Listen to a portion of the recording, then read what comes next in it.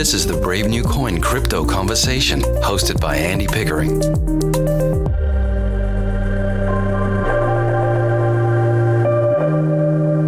Hi everyone, Andy Pickering here. I'm your host and welcome to the Crypto Conversation, a Brave New Coin podcast where we talk to the people building the future in the Bitcoin, blockchain and cryptocurrency space. Let's do it.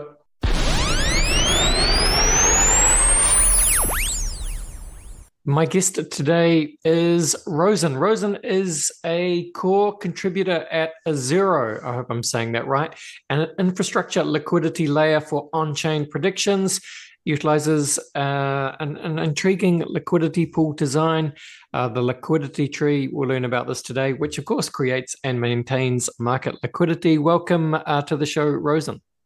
Thank you for having me. It's a pleasure. Let's do what we do at the beginning of the show, Rosen. It'd be cool if you could please introduce yourself. I'd like to hear some of your personal and professional backstory. What have you been doing in the lead up to getting involved with the team at Azero? I worked for the most part of my career, which is 12 years, in online payments, in a very large multinational company focusing on what in this industry we call high-risk payments. And high-risk payments usually is mostly gambling, betting, forex trading, adult payments, and so forth. So these are, usually the industries that are serviced, like within this so-called vertical of high-risk payments. And during my time at this, like in this company, I worked a lot with gambling companies. And with gamblers and bettors around the world that wanted to use the services of the betting operators. I gained a lot of exposure into that industry, kind of like in an interesting position, just kind of like seeing both the side of the of the business. And the operators and the side of the users as well, being like a payment service that services both, because we had two of the actually most popular global wallets for paying for betting and gambling. Similar to, we can make a comparison to PayPal.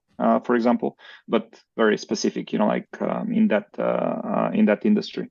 And during my time there, I got interested in crypto already. Like this was about 2017, 2018, with the first kind of ICO boom and so forth. Actually, I had a lot of poker friends. They got into crypto. They started doing these ICOs. So I kind of like got involved on the side. So purely speculative. Obviously, got made a little bit of money. Got burned, of course, after that. I just kept it all there. But I started being curious about crypto quite a lot at this stage, and then maybe two years later, I started like working with on the kind of CeFi side for the company that I worked for. We introduced crypto trading within the applications. Actually, we did it well before it was cool. Overall in the in the world, because after that PayPal came and many others, Cash Apps and so forth. I was quite proud to actually do this at an early stage. So we did it with together with Coinbase I think we were one of the biggest clients for Coinbase in the EMEA region. But I really wanted to do more with crypto ever since, and I was growing tired of kind of like big corporate life. So I wanted to do something more scrappy and more kind of real, at least the way that I pictured it. And when one of my friends and kind of partners from the days and my work in this industry, came up with the idea about Azero, then I just jumped at it with full force and conviction, and we've been working on it since early 2021, Very nice. Thank you, Rosen. Yeah, it's fascinating because I guess if you're talking about coming from the world of, I think you said high risk payments, which is kind of aligns with, I think, what people in crypto today called the degens, right? Yeah, so it's there's I a think lot. it does, yes. Yeah, because really, as much as crypto has some quite noble aspirations, and there are some noble libertarian ideas behind crypto. Certainly, I mean, you could describe Bitcoin as trying to separate money and state, all that kind of stuff, decentralization. But you cannot deny, I'm sure you agree, Rosen, that one of the reasons a lot of people first enter crypto or learn about it is because they want to gamble or they want to speculate, right? And I think, yeah, crypto and speculation, it's just part of the game, right? Yeah, I guess so. Of course, that's what got me interested in crypto in the first place. But I think also in these earlier stages and for a long time, I've just been also like a little bit, maybe from in hindsight now, I think a little bit kind of like rose-tinted glasses on about kind of like the reality of things, right? Because there's all these like, I mean, really, really positive promises and just like possibilities, let's say, with the technology. And I think that goes like across many things it touches, like from money and like we're going to obviously go into kind of like the area that we're working on, but essentially like these core principles of trust, transparency, like certainty, are very, very, very powerful, right? But at the same time, and going deeper and deeper and deeper over time, like I've just become kind of like more cognizant, like of the realities of like really, okay, well, yes, I mean, these things are amazing. And, like I really, really hope that we achieve much more of it than like than my I don't know, more realistic or down to earth self would probably at this stage now think, okay, well, maybe it's not going to be so different than before, but it's just yeah, it's just I think yeah, you more and more realize, like having spent time in this space, that what are the kind of like core underlying motivations and what really means something to most people most of the time. But even in that kind of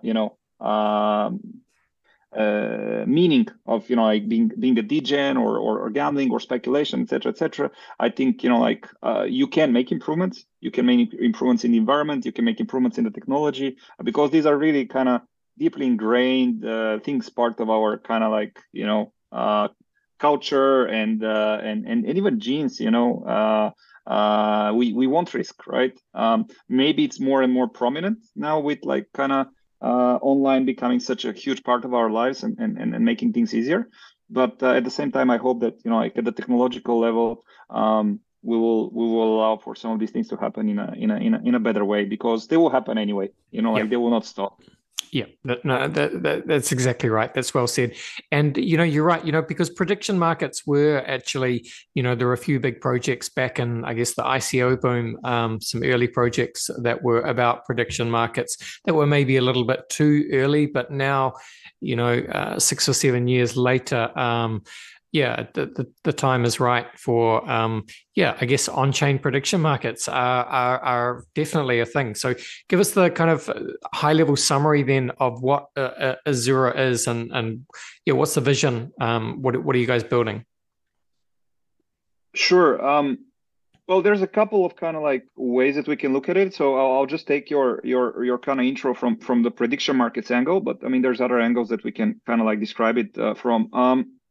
So prediction markets actually was one of the, I think, 3 core primitives in the Azure, in the Ethereum white paper back in the day. So it was a huge kind of like it was seen as a huge application of smart contract technology. And actually, Augur, 2017, Augur was the first ICO on Ethereum, right? And it was a prediction markets protocol. And after that, there was Gnosis and a few others. It was extremely hyped, and there was a lot of kind of like belief that this is going to be a huge application of the technology. I don't think that the belief is wrong, but there's maybe a couple of things to kind of like speak about with regards to that period, which has been 6-7 years since then, right? Initially, first. well, people believe that, like once somebody has an idea in their mind, like, okay, something is going to happen or not, then they could put this on chain, and then somebody would come and bet the other side essentially, right? Or predict the opposite, right? Because otherwise the market is not really happening, or vice versa, right? So for example, you think like, oh, well, this is going to happen. Well, I want to go and I want to put some money on it, I want to actually, I put my my money where my mouth is with regards to my beliefs, right? But the reality was it was completely not like that, right? So prediction markets were peer to peer. That meant that one side need to meet another side, on a particular prediction, right? And they have to agree essentially on the price, right? For that prediction. So that meant that it could, and I think what we're seeing today in the world now, that actually it can work in that peer-to-peer model, but for very, very, very kind of social big markets that many people in the world, and here I mean like millions or even hundreds of millions of people ideally think about and care about and so forth, so that this can actually become an effective market. So best example in my mind is presidential election, US, right? So something that pretty much the whole world kind of cares, knows about, and so forth, and probably also has opinions on. So we today, for example, like many years after, we see that presidential elections market works in a peer-to-peer way. It works on Polymarket, which is the most kind of well-known prediction market platform, and that's fine, right?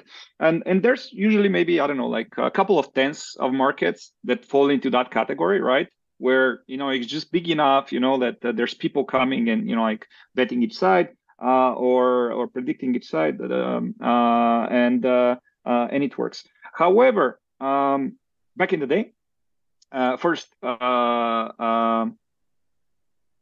the blockchain kind of situation wasn't, and smart contracts and so forth wasn't as good as today, right? So it could easily become very expensive. It was very slow, and the UX was even worse than it is today. Still, one would argue, and like that was also a big problem. But also the other problem, well, the bigger problem was that the peer-to-peer nature of these markets does not really work for the biggest applications or the biggest kind of prediction markets in the world, which are mostly sports, finance, and so forth.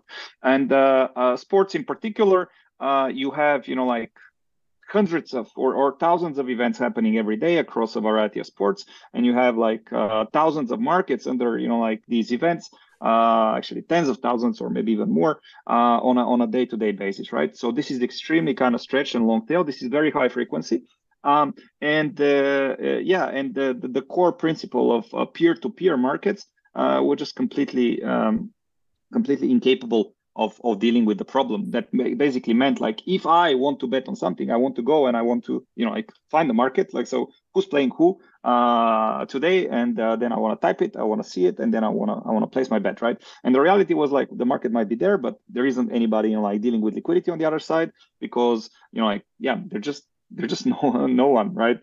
For that particular thing. There are just too many of them. Or if somebody would market make it, they will need to understand the markets very well, so that they're able to price the markets in a way so that over time, because they'll be doing this every day, right? Over time, they will make some money. But that was extremely hard, right? So there was no professional entities that like doing that. So the whole system is basically it cannot really work effectively for high frequency markets, particularly sports is a great example, but also you can take this further, into politics, maybe finance, and so forth. So it brings us to what Azuro is from that point of view, and Azuro is essentially peer-to-pool prediction markets protocol, which allows for public passive liquidity, just like how it is in most places in DeFi. Like if you go to like an Aave or a Compound or somewhere else, like basically you have like liquidity pools or a Curve. You have liquidity pools where you can just like park some of your tokens or like money essentially, and then the pool is yielding, or the pool is doing whatever it is doing, right? But you're just a passive, LP. You don't have to think about it. You don't have to work. You don't have to price markets. You don't have to do anything really. You just like lock away some part of your money, and in exchange of that, essentially, you're getting part of whatever it is, like yield or profit or revenue and so forth. So essentially, Azuro allows for a liquidity pool to be used in the very, very same way. In the case with Azuro, it's usually stablecoins, but it can be any token. It is one-sided, so it's not like it's not like a Uniswap pool with two assets. It is just one asset which goes in there, and then this asset is being used to act as the counterparty when predictions come in from people. So at the core of Azuro, essentially, we have a liquidity pool on one side and what we call a data provider or data providers soon to be in the future on the other side, which work together. And the liquidity pool provides the liquidity. The data provider actually provides all the metadata and the prices of the markets. And the two actually are connected together. And at the end of it, essentially what you have is priced and liquid prediction markets at all times, which are then usable by you, me, or anybody else. Can come and can find the market and can always bet with the market in a way which is kind of similar to doing a swap on Uniswap. Like you might have slippage, right? If there is like a lower amount of liquidity on this market in particular, right? Or if it's Uniswap on the pair and so forth, but you always can make a trade, right? There is no situation where you go there and there's no liquidity sitting, like, or you'd be like, okay, what? But okay, there's the market, but I cannot actually use it. No, it's always working, so that's what's at the core of Azuro. But there is a second level to it.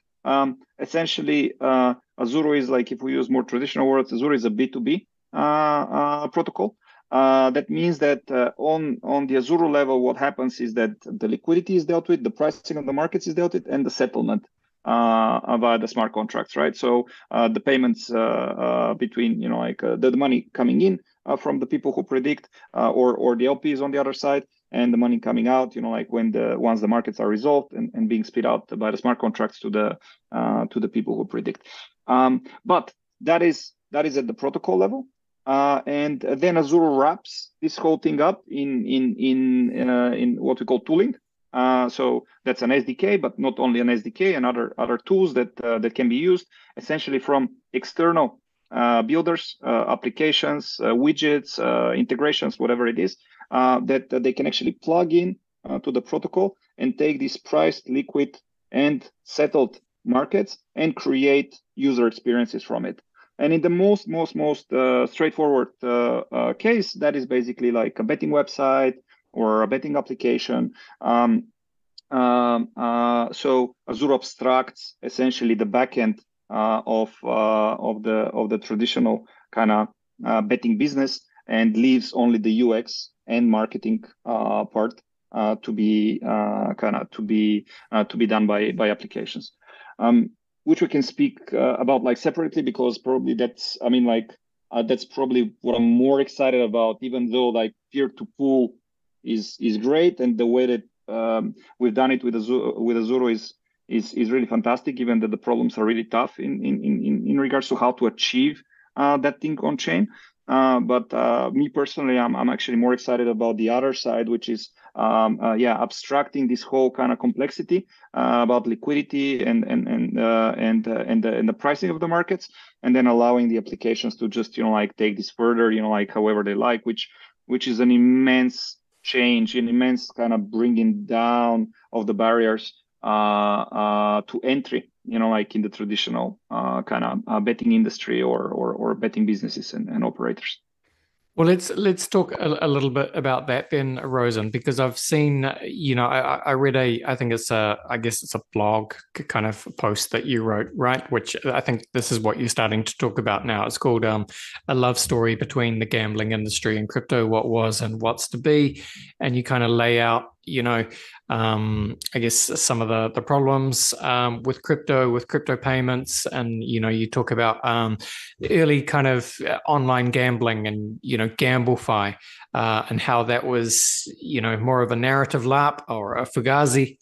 So talk about that, and then pick up the pace as to what you're talking about with the applications and where you see this going and how this is going to just kind of potentially help bring all those, that next million, billion, trillion, whatever it is, billion users on chain, so they can, but take part in, playing with risk, I guess, on chain. Because I was part of the gambling industry, I actually saw the kind of like the starting embrace, like kind of the natural fit between the gambling industry and crypto at a time when like many people didn't yet see it. But what started happening essentially, I guess, really started around 2018 after stable coins kind of came to, but already a little bit before, was that the gambling operators, not all of them, but those that were more edgy, more open, etc., started realizing that really there is a new form of payment, a new ability to basically connect the service to the end user, which has been a pain point for this industry forever, because using traditional payments has always been tough in many countries and many places.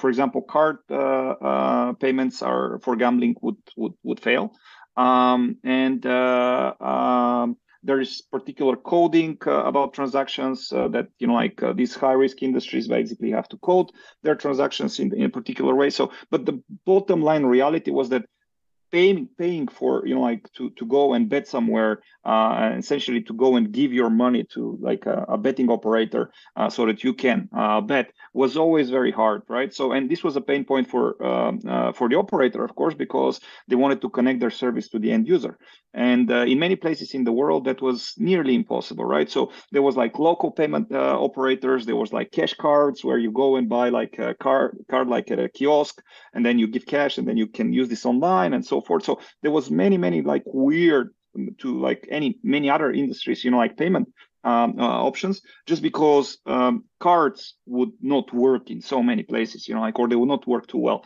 And also cards is something like which is coming from like really back in the day as a setup. Like you have a card issuer, they take a fee. You have the bank, they will take a fee. You have the payment processor or provider, they will take a fee. So basically, it's expensive, and especially for like again for high risk, it is. I mean, sometimes it's up to like 5, 6, 7% even. Like depending on the geography, right? So this was always a pain point for the gambling companies, and then crypto comes, and it's obviously extremely direct, right? And it works. You don't have these intermediaries, right? And essentially, actually, the transaction cost, if there is any like tangible cost, but if there was, the transaction cost is actually paid by the user, right? So who initiates the transaction? It's not on the other side, which we don't think about it like this. But in traditional payments, you never pay for the transaction, right? But somebody pays, right? And it's actually the company that pays. Whereas in crypto, like you as the user, you pay. So all of these things were just like fantastic for the gambling companies, and those that were more open, or like their businesses were not so vanilla, etc., so that they could touch like these new payment methods. They just loved it, like, and they just went into it very, very, very hard. And from there on, basically, we had the creation of immense kind of like in size businesses over a very, very short period of time. Like for example, stake.com, which is today one of the biggest, if not some argue that it's the single biggest, like if it is one brand, like one website kind of gambling company in the world. But for sure, one of the biggest, top three. Actually, it was really like stake.com started around 2018, and then 2 years later it was like top 10, and then 3-4 years later it was top 3 operator in the world, which is insane kind of growth. And we've seen way like more of that. Like many of the big kind of global operators actually started embracing crypto, and getting a lot of, especially like the higher rollers, right? So like people with bigger basket sizes, bigger bets, etc., were actually coming in, and they were paying with crypto predominantly.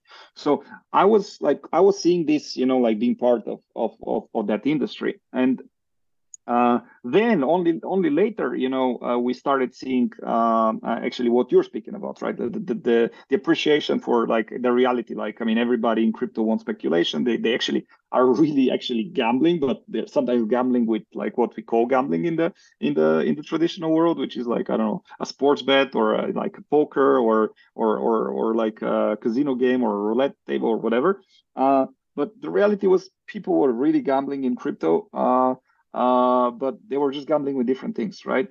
And when there's no different things like, I don't know, coins or NFTs or JPEGs, et cetera, really to gamble on, or it's not really too cool or rewarding, then people even in crypto then started realizing and then going to these like crypto operators, so to speak, like Stake, Rollbit, and so forth and so forth.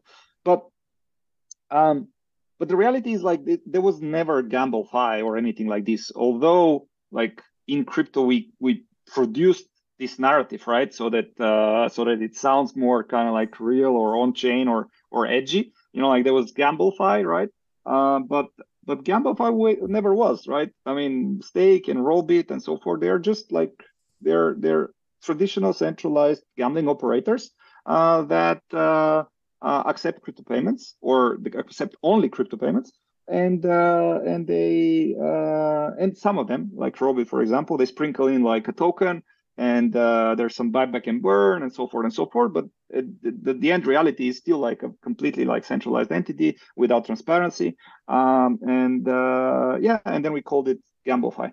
But I argue that that was never GambleFi, right? I mean, what's really fi about it? Like, I just don't see it, right? And it was not like really on chain and so forth and so forth. And then there was like others, right? There was protocols that were kind of like saying, well, I mean, actually, we're gonna do real GambleFi, right? So we're gonna put the stuff on chain. So particularly, there were quite a few on this, like on the casino side.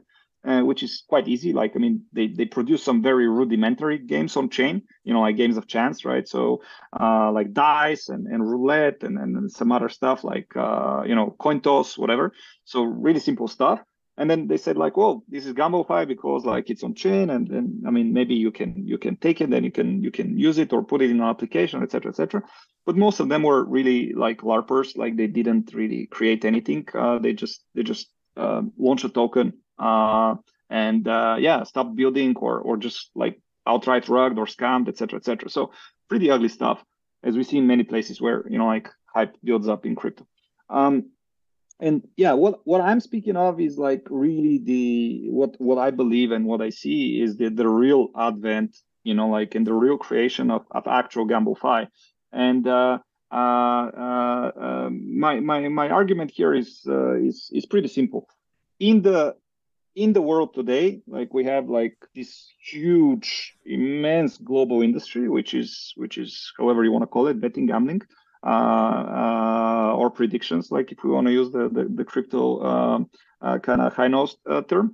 And this industry is very, very secluded with pretty high barriers. Already we are seeing kind of movement in that regard and some fragmentation through crypto payments, right? Because crypto payments allowed much more companies to become global, right? Or new operators to become instantly global, right? Because they could take money from users all around the globe, right? Which was not possible ever before. You will need to have immense payment infrastructure to take money from different places around the world. But with crypto, that changed. So that already started a fragmentation kind of like path for the industry. But still, if somebody wants to start an application or do like make a website, create a business around gambling, the barrier to entry is extremely high, right? So you need to work with these big B2B companies that they would provide you like a sports betting service, and they would provide you like casino games and so forth, payments, etc., etc. And they will charge you a couple of $100,000, like when you start off, and they will charge you, like a couple of tens of thousands of dollars per month, etc., etc., so that you can actually, like have a working business. And what changes now with Azuru is actually one, obviously, betting works, particularly in the sports betting avenue. It works on chain. The markets are priced correctly. They are all liquid, and essentially, like the whole thing works in the same way as it works in the traditional world. However, it is completely free, and there's no setup cost, there's no ongoing costs, and it takes as little as a couple of hours to spin up a new business, essentially, which works end to end and can allow users to start, like predicting or betting, which is several orders of magnitude the way that I think about it, like improvement versus the reality in the traditional world, which I believe is going to eventually lead to unprecedented acceleration of these processes of fragmentation in this industry, where you have smaller and smaller and smaller websites and companies, that work with users. And in that regard, I think about it very similarly as how it is and what we've seen with kind of like media, where with media, like we had like big websites and so forth, like back in the day, but then we had like social media platforms, which essentially took away, like the content creation protocol level. And now, like many of us are getting our news from like an influencer, and like the food advice and healthcare and clothes, etc., from people here and there, like they're much smaller than like one big media or one big magazine or whatever it is, and that has fragmented, like through essentially the internet in a profound way. And I see it now actually happening to the gambling industry in the future, by way of essentially abstracting the hard part about betting and predictions and so forth, putting it on chain, and then letting it be completely, like open, permissionless, and portable and composable. So from there on, you can actually have, like anybody, basically, like you can have an influencer actually create their own like betting application in a couple of hours, or a streamer, etc., or like just a new business startup and so forth. And it is global, it is instant, and it works end to end immediately. So that's kind of like that's the premise of my thinking with regards to like why the tooling bit is so important, why the basically the separation between the protocol and the applications is so important. I see it as a catalyst to a trend that is already very powerful through crypto payments, but will become much more powerful through actual real GambleFi enablement in this way on chain. So we'll give us a sense then, Rosen, of where we are on that journey at the moment, because you can see if on the Azura website you have like the ecosystem, right? So you can see a number of the different apps that are built on Azura at the moment. There's a lot, different predictions app, the sports betting integrated into Telegram. There's a whole lot of different apps there at the moment. I know there's a token as well, so maybe just explain how the token works. That's going to be a DAO, I think. So there's a lot going on within the wider Azura ecosystem, right? Well, where we are is, I think, for sure, first innings, because at large, still quite a few people have not really realized that actually, it was thought that peer-to-pool betting and predictions could not work because it was thought that the liquidity providers would get wrecked consistently, right? If liquidity is passive, then you need to rely on, the prices always being kept correct. However, this is very, very hard on chain because you have the Oracle problem, right? So things are happening in the real world, and the real world does not really speak to the chain, right? So you would have people coming and front running, essentially like a player gets injured in the real world or something like that happens. And you would have people coming and basically betting and, like front running essentially this. But essentially through what Azura has done, the core problem, the first core problem is solved, right? So you can have passive liquidity that underlines, like prediction markets, which is outstanding, right? So that first kind of like, that's basically either you have it or you don't. Like if you don't have that, then you cannot make any progress, right? If you have that, then of course there's other steps. But now we have this, right? It's been more than a year and a half, right? And the pool works and is returning very, very kind of like strong profits or revenue, however we want to call it, to the LPs, and consistently, like it is performing as it is designed to, right? But what also is done is like the initial essentially abstraction of what I've been speaking so far, right? So the tooling, it is extremely easy, even for a non-developer today, to come in and use the SDK and to create an application or a website that just works, right? And that will happen, like really in a few hours or a few days, and that is really crazy, right? In its own right. This is where we are. However, yeah, the overall feature set, depth of the markets, liquidity on the markets, and so forth and so forth. Particularly for what Azzurro has been building in the past 3 years, which is sports betting first, and then other types of, let's say, other forms of markets or games. In that sports betting vertical, there's still a lot of things to be done in order to get closer in terms of feature set to the centralized, like traditional world.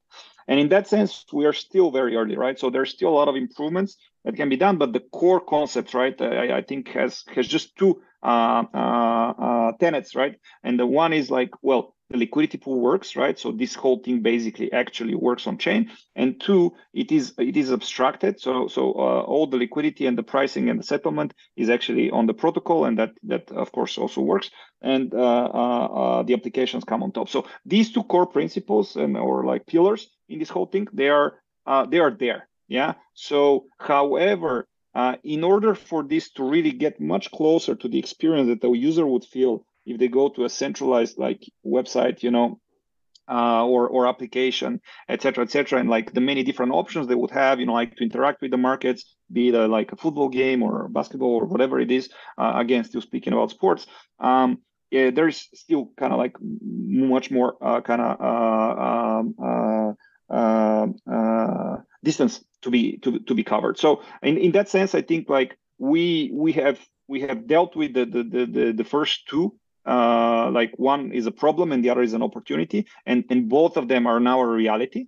But we are at the very, very first innings of like just the overall kind of user proposition and the depth and the width of of what the end user actually is going to receive and feel and so forth. So that kind of means like today, like if you as a user like really value certainty of your payout, for example, right? So you want to bet on something, but you want to know for sure that you will not be discriminated against, and somebody's going to say, oh, but this guy won too much, or this guy's too smart, or whatever. I don't want to let him bet again, or etc. Because these things happen, right? So if you value that, then you would really kind of already want to go for that on-chain kind of experience, right? But if you just value UX, right? Okay, it's very fast, and like I can bet on like I don't know, whatever I can think of, and there's some kind of like nice features to do it, and etc. Then you still kind of like probably prefer a centralized experience, right? But the gaps between the two are closing quickly. So in terms of where we are, I think like the most important things have been done. Yeah, it's just that a lot of the people, like if we're thinking about like kind of mainstream needs and so forth, would just not feel it yet, right? Because it's early days in terms of the user experience that they can actually kind of touch and see, right? But in reality, that second part is much easier, right? And it will come, of course, gradually, and some of the kind of like problems there are kind of, let's say, Azzurro related, and some of the problems are just generally blockchain related, right? So the wallet experience, like accessing from different chains and different, like currencies and so forth. So there's quite a lot of things, but the way that I see it is like really like the 0 to 1 has happened, and now we're going to move from 1 to 100, right? But the funny thing is like the 0 to 1 is much harder than the 1 to 100 usually. So and I think where we are is 1 right now. So we've done the thing that is needed to that is the hardest bit, right? And then you get the majority of the growth is actually after that, but actually it's easier now. So in that sense, yeah, I think about it like this. But I totally understand if many people don't see that yet, because if you think about it as a user, obviously you care about like what you can really do with it, and it's still a little bit rudimentary and it's still a little bit early, but that's really the easier part to deal with. Well, as we start to finish off, then Rosen, one of the most striking things about crypto this year, I think, or this cycle, is the meme coin narrative, right? And one of the reasons for that is simply, as we were talking about at the beginning, one of the reasons people get into crypto is they like to speculate, and meme coins is kind of one. On-chain prediction markets is one end of that, and meme coins are another, but they are kind of the same thing. But meme coins is just easy, right? And it's fun, it's community based. It's not straight gambling. It has a community, has memes, so you can kind of see why that has caught on. But just as we start to finish off, in 10 years' time, as everything starts to mature and it does become possible really to, really see these on-chain prediction markets work at scale, and people be able to bet on a prediction or sports betting, gambling, whatever they want on-chain. And, perhaps all the liquidity is there provided by the likes of Zero. What does that world look like in 10 years' time as it all comes together? Yeah, I think we just have a situation where everything is way more financialized even than it is today. And we've seen kind of what we've been seeing in terms of like content generation, media, and so forth. We see it actually happen to other industries. So essentially, I see a situation where you have guys like, I don't know, like a popular guy on Twitter. He has his own clothing brand, and maybe he has his own meme coin, and he has his own betting app because he likes sports as well, or because he likes to, just to also like just, I don't know, gamble in a casino or whatever. And essentially, it is crypto and true, actually on-chain crypto, that is kind of like underlying many of the kind of financialization aspects and in this fragmentation of the different industries. But essentially what I see is a situation where we have like orders of magnitude more micro or mid or etc. like businesses, which are coming from attention. Yeah. And whoever is able to maintain some engagement and attention, no matter if it's an individual or a YouTube channel or whatever it is, right? Or like if it's an organization or an individual, but obviously we see much more individuals or smaller organizations to be able to do that, right? Because attention through the way that we consume content and, like through the algorithms is now very kind of like fragmented, and there you have like echo chambers and so forth and so forth. So everybody has this little fit, right? So I see through basically that kind of like fragmentation and these channels of like getting attention, I see the creation of immense kind of like economic, I don't know if these are the right words for it, but economic kind of enablement for the entities that actually can maintain attention. And in that regard, to your point, right, they would have their meme coins, they would have their betting apps, they would maybe have their apparel brand, they maybe have their cosmetics brand, maybe they have like supplements, maybe they have like et cetera, et cetera, et cetera. And I just see more and more and more and more of that. And I see it actually happening to more industries where we haven't really thought about that being possible. But in our particular case, I just see how this is becoming possible, right? Whereas nobody would have thought like, well, I could spin up my, my own application tomorrow, and like my fans would be able to just like bet together with me, on it. Or nobody thought that like they could spin up meme coins some time ago, right? It's very similar actually. Right now it's just too easy, and it's getting easier and easier and easier. These things are like we're living in this open environment, and the tooling is becoming so much better and better and better. Now even chains, like, I mean, you see this, it's just crazy, right? Chains are easy, right? Chains are the new smart contract, somebody tweeted the other day, right? So it's all easy, so easy, right? And because it's easy, many people will try it, and of course many will fail, but many will also succeed. But the end result, I just see like immense financialization and immense fragmentation connected to attention, really. Yeah, very well said, Rosso.